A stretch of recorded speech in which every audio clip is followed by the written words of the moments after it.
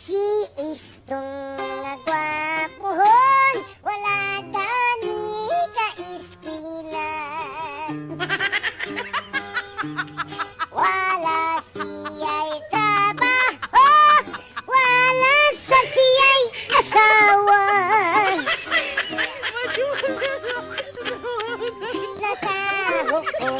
Nakahukom, manimpalat na lang siya. Nilarga sa Manila, sa Maynila, sa Milarda, na may utos ang iyang dala. Sa Maynila, iswatir ang Pinoy anan.